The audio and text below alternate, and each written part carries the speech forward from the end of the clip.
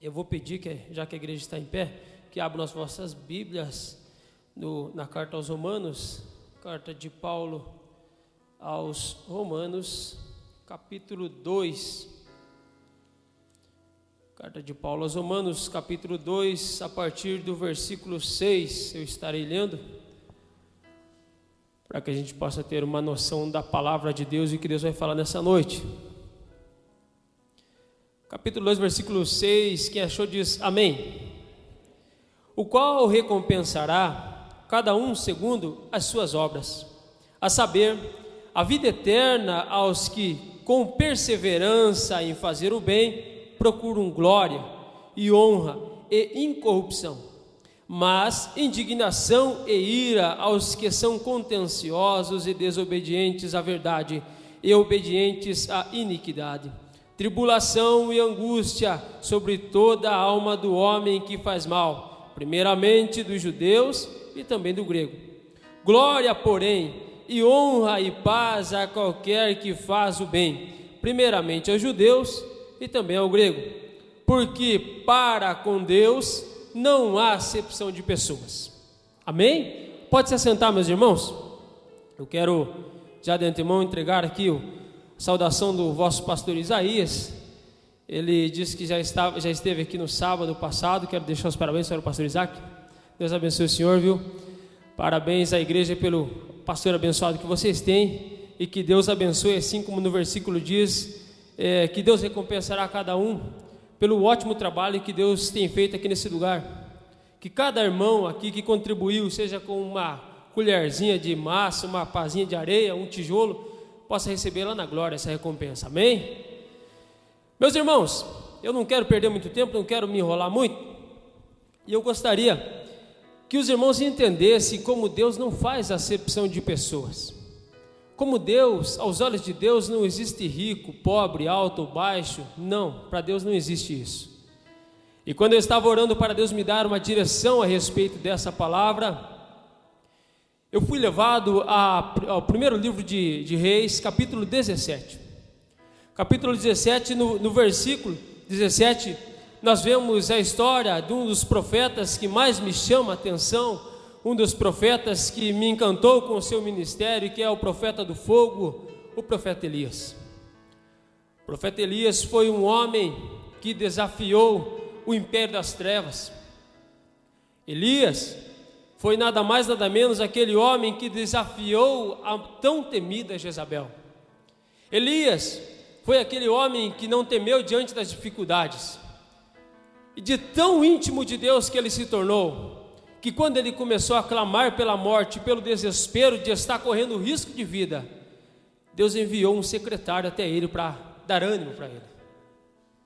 E eu gostaria que nessa noite os irmãos entendessem e aprendessem qual é o tamanho do compromisso que você tem com Deus e qual é o tamanho da intimidade que você tem com Deus. Afinal de contas, como eu li na palavra, Deus não faz acepção de pessoas.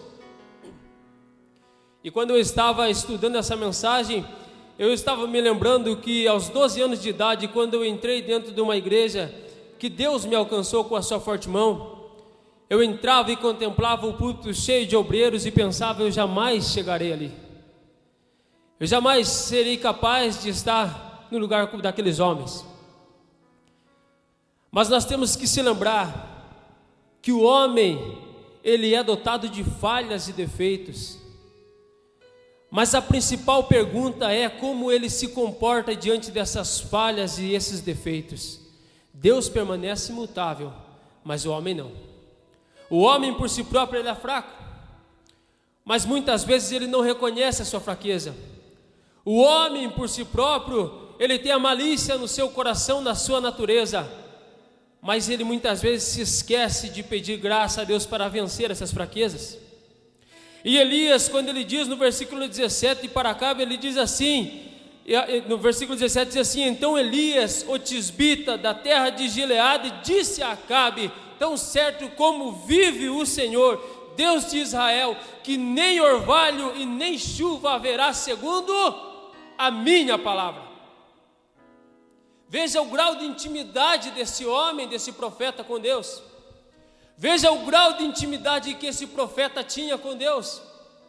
Porque o camarada, ele tem que conhecer muito bem Deus para dizer essa frase, segundo a minha palavra. E quando eu estudava essa palavra, outro homem com grande intimidade com Deus, nada mais, nada menos do que Moisés. No capítulo 16 de Números nos mostra a rebelião de Coré, Datã e Abirão contra o sacerdócio de Arão. E eles ficam indignados por ver Arão oferecendo sacrifício e eles não poderem fazer isso. Assim a Bíblia nos mostra, capítulo 16 de Números. E aí então Moisés propõe um desafio a eles. Amanhã de manhã vocês pegam os seus incensários e venham até aqui. E vocês oferecem o sacrifício, assim como Arão. Vamos ver de quem Deus vai receber. Mas quando você continua lendo, você vê a intimidade que Moisés tinha com Deus. Porque quando Deus fala para Moisés assim: Moisés, fala com que a congregação se afaste desses homens, se afastem deles. E quando Moisés sai falando para o povo: afastem-se da tenda de Coré, Datã e Abirão, eram 250 rebelados. E quando o povo começa a se afastar, Moisés grita assim: não fiquem assustados se por acaso a terra abrir a sua boca e engolir os vivos. E quando Moisés termina de falar, a terra abre a sua boca e eles são recolhidos por um abismo. A intimidade que Moisés tinha era muito grande. A intimidade que Moisés tinha era algo de que nos dá esperança muitas vezes, porque a intimidade que nós temos hoje com Deus é impossível estar no mesmo patamar que tinha Moisés e Elias.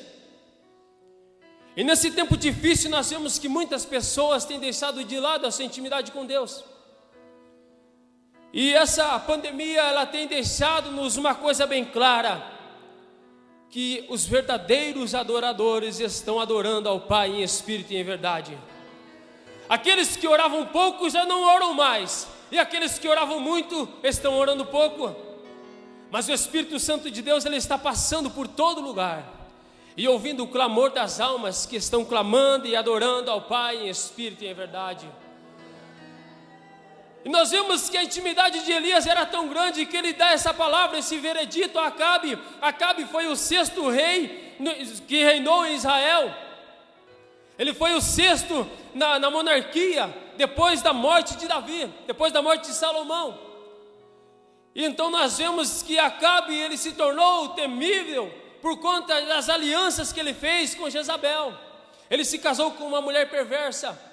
Jezabel acabou com o culto a Deus, trouxe a idolatria, o paganismo. A situação de Israel era simplesmente caótica, triste e lamentável. Nós vemos que Israel se aprofundou na idolatria, na mentira, na apostasia, a ponto de Deus olhar para Israel e não encontrar um homem capaz de profetizar naquela nação.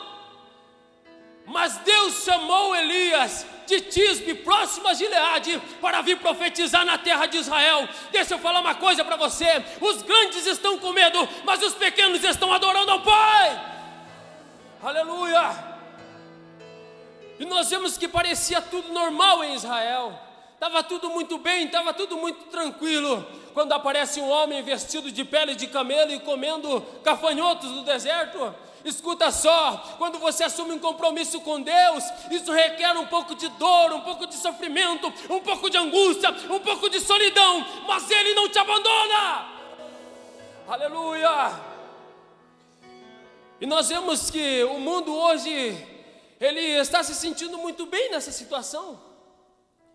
O evangelista da nossa igreja, ele é gerente da agência do trabalhador, e ele falando que está sobrando tanta vaga para serviço lá.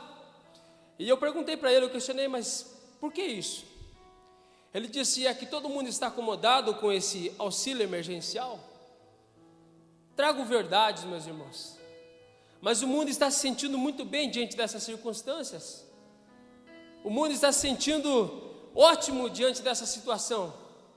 E há muitas pessoas, me perdoe a palavra, pastor, mas há muitas pessoas que dão graça para não precisar vir ao culto. Há muitas pessoas que para eles a presença de Deus já não fazia diferença, agora a presença dele na igreja não faz a menor diferença.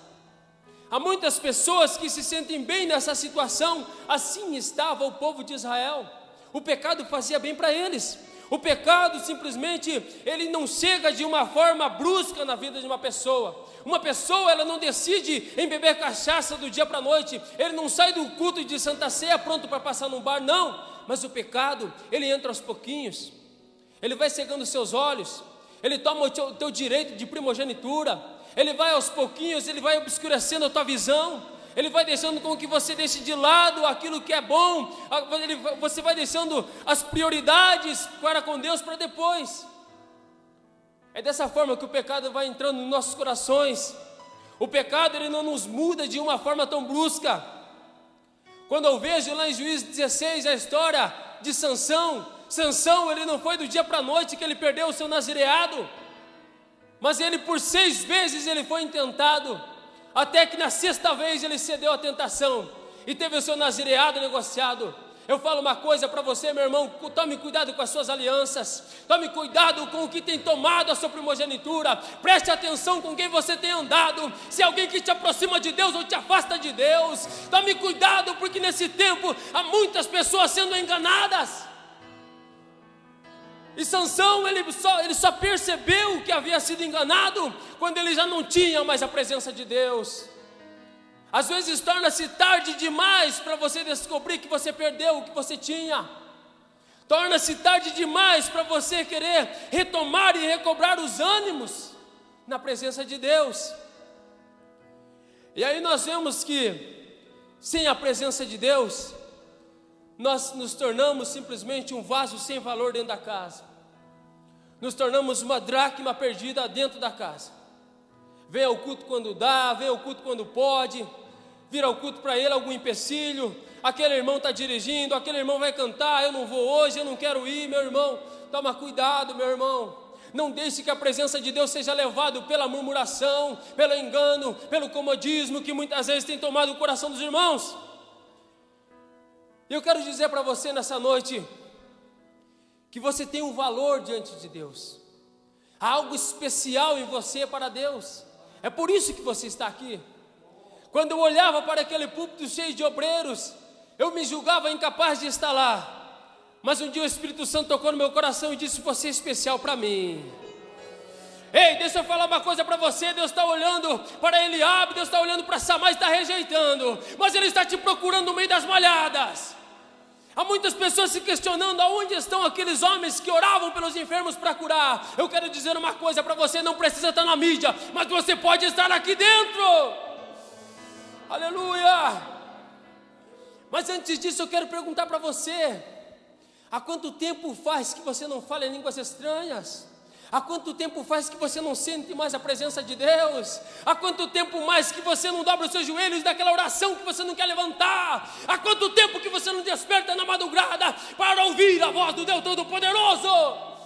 Há quanto tempo você não ergue aquele clamor, aquela adoração que sai do fundo da alma diretamente para o trono de Deus? Há quanto tempo você tem perdido esse valor, essa essência? Há quanto tempo você não sente mais a presença de Deus? E quando Elias chega em Israel, ele surpreende a todo mundo. Todo mundo fica assustado, apavorado. Mas quem é esse homem que declara tais palavras? Elias, ele chega e dá o veredito, e vira as costas e vai. E depois de 3 anos ele chega de volta. Ele chega e vai falar com Acabe sem temer e sem ter medo nenhum. E assim ele faz uma oração sincera, uma oração pura diante de Deus.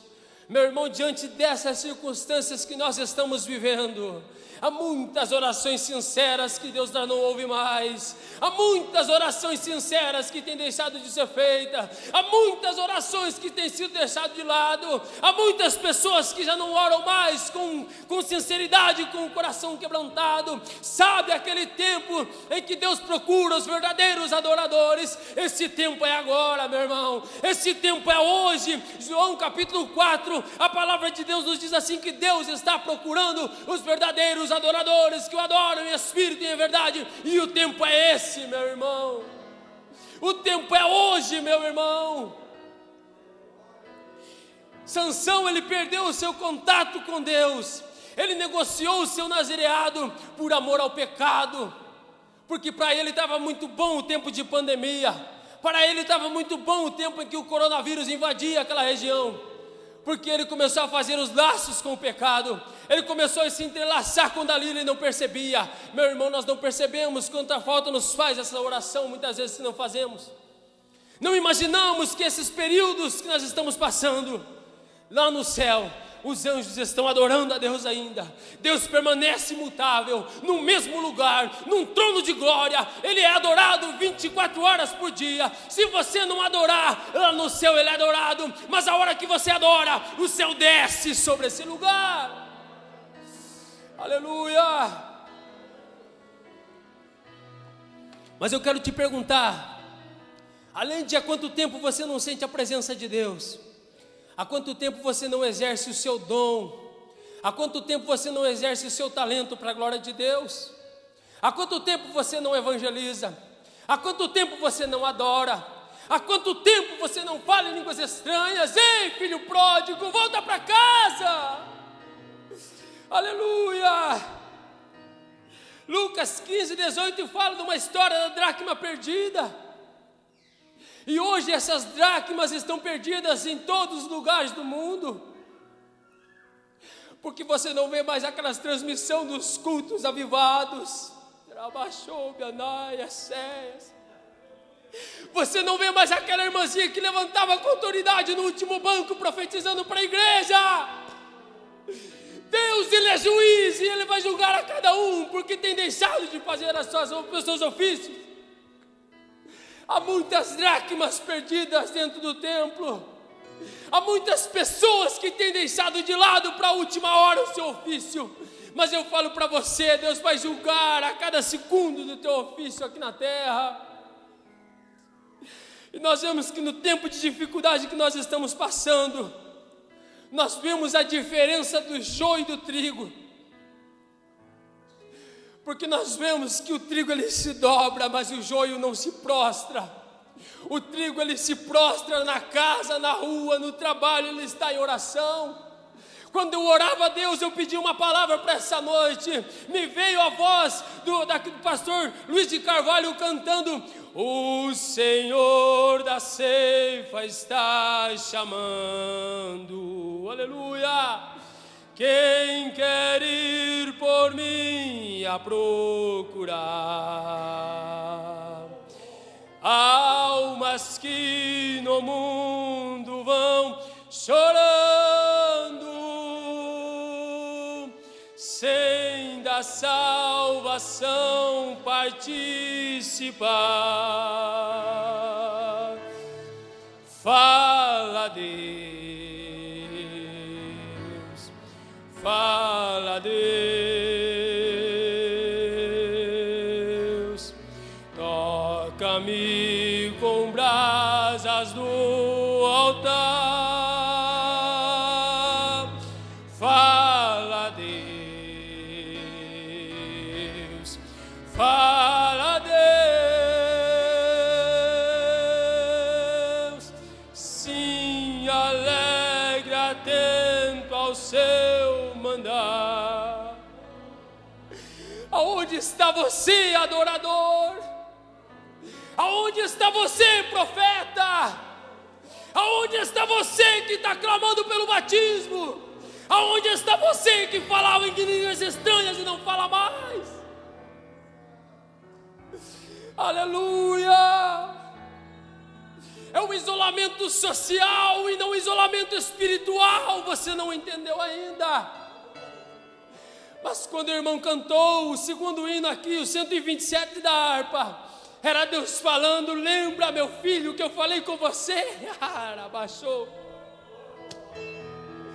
Aleluia! Não tem coisa maravilhosa, meu irmão, do que Deus falar com você enquanto você está orando, e você chegar na casa de Deus e Ele lembrar você: olha, eu falei com você. Aleluia! Abaixou, meus irmãos, eu quero que você entenda nessa noite que por se multiplicar a iniquidade, o amor de muitos tem se esfriado.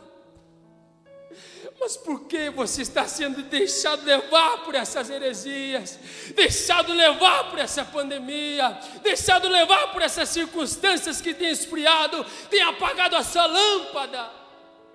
Não seja como aquelas 5 loucas, mas seja como as 5 prudentes nessa noite. Aleluia! Mateus 24:12, ele nos conta, nos relata que por multiplicar-se a iniquidade, o amor de muitos tem se esfriado, meus irmãos. Mas não saia daqui nessa noite frio. Se você entrou aqui é um lugar de chamas. Como diz o hino, toca-me com brasas no altar. Assim como o profeta clamou dizendo: Senhor, eu sou homem de lábios impuros e habito no meio de um povo impuro. Logo veio o anjo e tocou nos seus lábios com uma tenaz de uma brasa viva. Assim Deus irá fazer na sua vida. Aleluia. Mas não deixe o avivamento se esfriar no seu coração. Eu sinto falta daqueles cultos que eram transmitidos. Eu sinto falta daquelas profecias que se ouvia somente num culto avivado. Há muitos lugares que fazem o culto da restituição, pois eu faço uma oração pedindo: Deus, restitua a tua presença no meio do teu povo, Pai. Aleluia.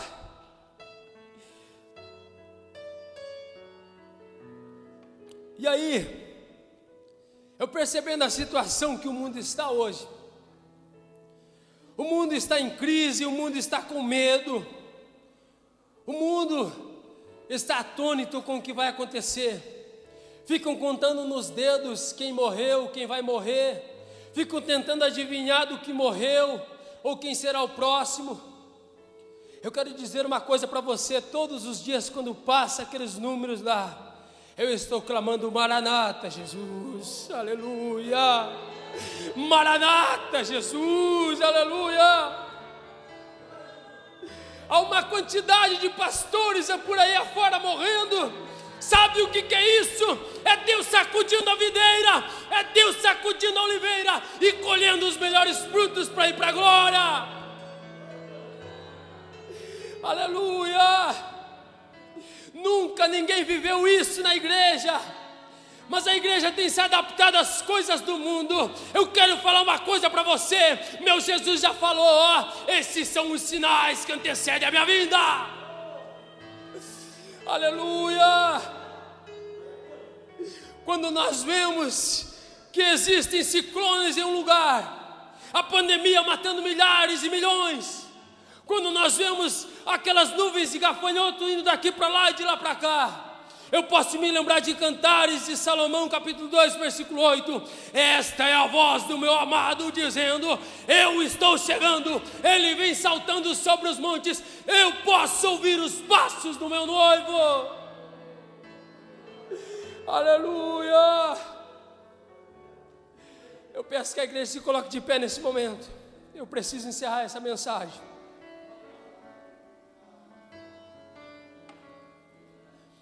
Elias, ele tinha intimidade com Deus, porque não tinha hora e nem lugar para ele falar com o Pai. Eu quero dizer uma coisa para você: se você limita a presença de Deus sobre essas 4 paredes, você é muito fraco. Porque certo dia eu estava trabalhando, e no meu trabalho é lama, é água, e aí logo a presença de Deus chegou naquele lugar. Eu estava me lembrando da passagem que foi lida no culto de domingo. Era uma segunda-feira, eram 10h15 da manhã. E logo quando eu comecei a lembrar daquela palavra, o Espírito Santo começou a ministrar, e a chama começou a acender. Aleluia. Ele disse para mim: não limite a minha presença àquelas 4 paredes, não, porque eu não estou somente naquele lugar, mas eu estou em todo lugar a todo momento. E as lágrimas começaram a rolar, e eu tive que correr de lá, porque senão era capaz de se escandalizarem comigo. E eu comecei a caminhar e falando em línguas estranhas, dizendo: meu Deus, não chega nesse lugar, esse lugar aqui é sujo, esse lugar tem água, esse lugar tem barro, o Senhor é o Rei dos Reis, o Rei da Glória, como é que o Senhor entra nesse lugar? Ele diz: eu entro onde eu quero e a hora que eu quero. Se você dobra os joelhos na sua casa, lá Ele estará. Se você dobrar os seus joelhos no trabalho, lá Ele estará, mas Ele não te abandona. Aleluia. Mas eu preciso concluir essa mensagem nessa noite. E os verdadeiros adoradores sairão daqui adorando ao Pai em espírito e em verdade. Eu tanto clamei para Deus obter um dom do Espírito Santo, e Deus me concedeu essa glória, essa misericórdia. Hoje eu posso dizer que para a glória de Deus não há nada impossível aos meus olhos, aos olhos de Deus. Meus irmãos, eu posso dizer para você, na primeira carta aos Coríntios, capítulo 12, no versículo 6, Paulo ele começa a escrever os dons do Espírito Santo. Eu quero dizer uma coisa para você: Elias era profeta, e você o que é? Esse é o tempo de você exercer o seu ministério, o seu dom. Se é profetizar, profetiza. Se é orar para cura, vai orar e Deus vai curar. Se é falar em línguas estranhas, fala que Deus vai te dar graça. Se é você interpretar línguas estranhas, Deus vai te dar esse dom.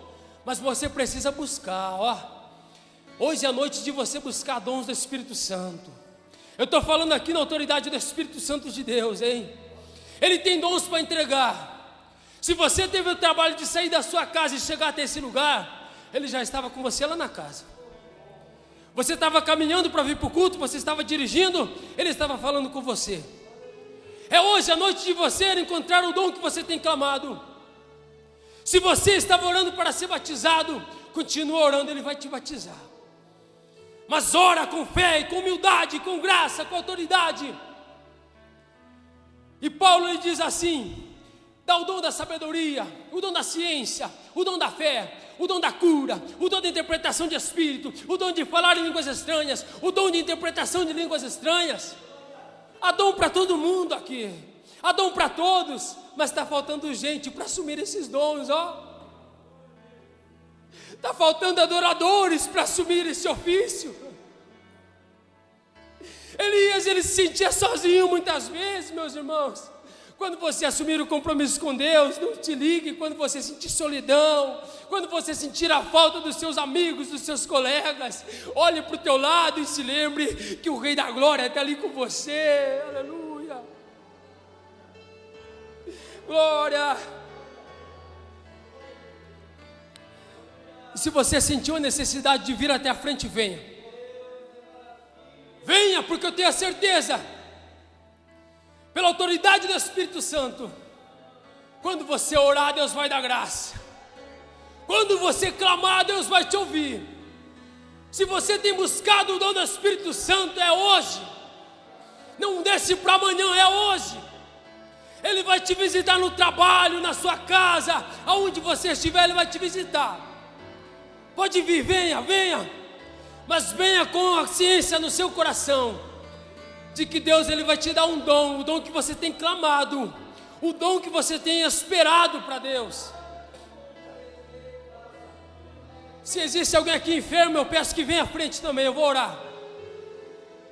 Se você está enfermo, eu peço que você venha até a frente e fique à esquerda, que eu vou orar por você. Aleluia. E nós vemos que a terra de Tisbe era uma terra rejeitada, era uma terra que não aparecia nas escrituras. Você pode até achar o nome de Gileade, mas você não acha mais a terra de Tisbe. Eu quero dizer uma coisa para você: Deus vai levar o nome dessa cidade conhecida em todo lugar, por onde você passar. Alguém vai se lembrar, um dia veio um profeta de Mato Branco aqui. Um dia veio um profeta de Prudentópolis aqui, porque os grandes têm falhado, mas Deus ele está dando valor aos pequenos. João capítulo 1, versículo 45 a 46. Quando Felipe chega e fala para Natanael: Natanael, nós achamos aquele que Moisés falava, o Messias. E Natanael olha para Felipe e diz assim: pode vir algo bom de lá? Pois eu quero dizer uma coisa: virá algo bom de Mato Branco. Veio algo bom de Prudentópolis para você, mas não é meu e não é teu, é dos céus, é do Deus Todo-Poderoso, é Ele que tem o compromisso. Aleluia.